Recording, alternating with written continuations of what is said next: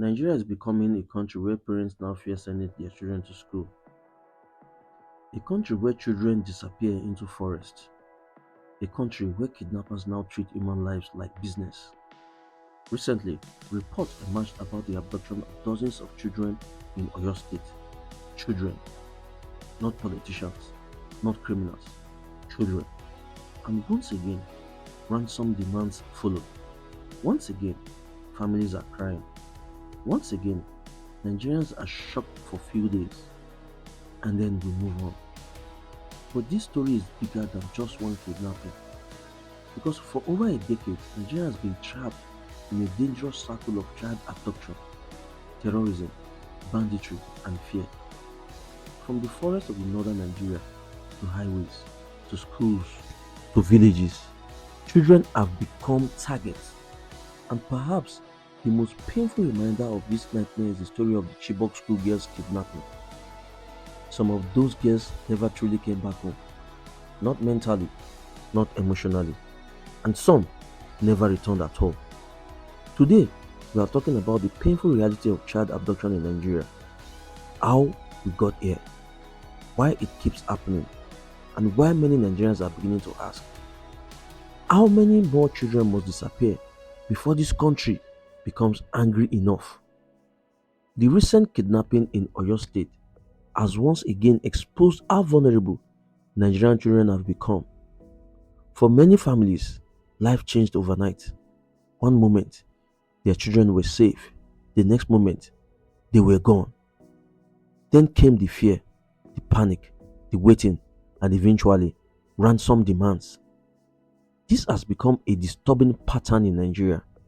Kidnappers know something terrifying. Many families will do anything to save their children. They will sell land, borrow money, empty savings, beg strangers. Because no parent wants to imagine their child suffering in captivity. And while security agencies often promise investigations and rescue operations, many Nigerians have heard those promises too many times before. People are tired. Tired of headlines. Tired of condolences. Tired of statements. Because behind every news report are real human beings. Children crying in fear. Parents unable to sleep. Families wondering if they will ever see their loved ones alive again. In April 2014, the world woke up to one of the darkest moments in Nigerian history. More than 200 schoolgirls were abducted from a secondary school in Chibok by Boko Haram. The world reacted. Celebrities spoke out. Governments condemned it. The hashtag Bring Back Our Girls spread globally. But years later, that pain never truly ended. Yes, some girls were eventually rescued or released, but many families never got complete closure. Some girls returned traumatized. Some returned with children born in captivity. Some struggled to reintegrate into society. And some girls were never found. Imagine being a parent and not knowing where your daughter is for years. Imagine waking up every day wondering if your child is alive. The pain cannot be explained. The Chibok schoolgirls kidnapping should have been a turning point for Nigeria. It should have shocked the country into permanent action. But instead, mass kidnapping became more common. After Chibok came other school abductions, children taken from dormitories, students kidnapped from classrooms, young boys and girls forced into forest by armed men. And over time, many Nigerians slowly became emotionally numb. That may be the most dangerous thing of all.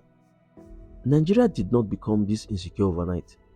Years of corruption, weak institutions, poor intelligence gathering, unemployment, poverty, political failures, all created an environment where criminal groups could grow.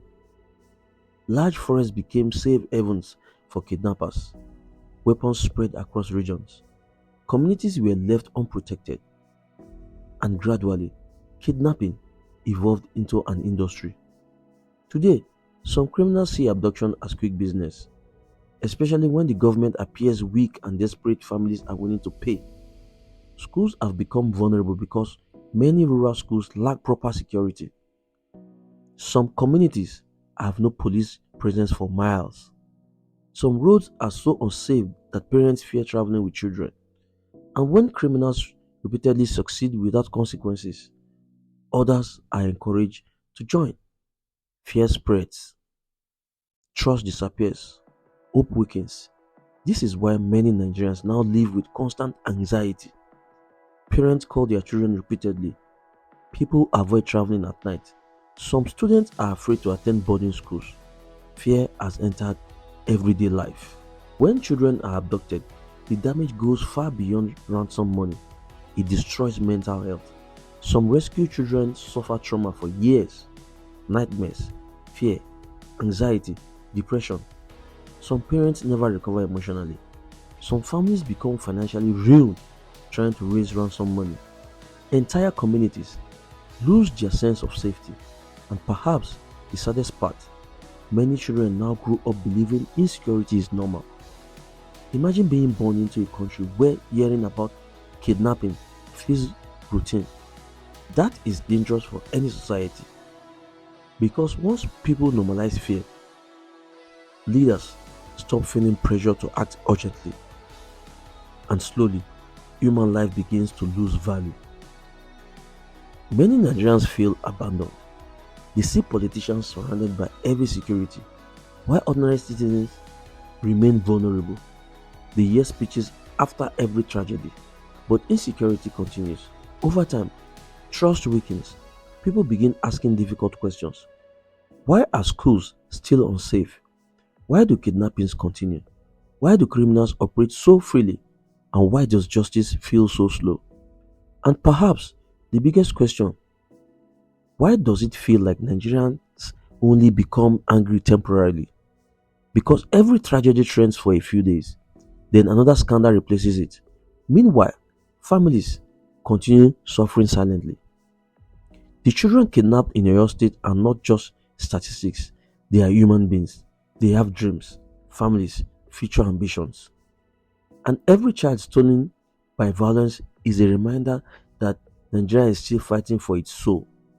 The story of the Chibok schoolgirls kidnapping should never be forgotten. Not because Nigerians enjoy reopening painful wounds, but because forgetting allows repetition. A society that cannot protect its children is a society in danger. Until child abduction is treated as a national emergency, the fear will continue spreading. Because today it is Oyo, tomorrow it could be somewhere else. And the painful truth is this, many Nigerians are no longer asking if another kidnapping will happen, they are asking where it will happen next. We are not angry yet. Maybe that is the real tragedy.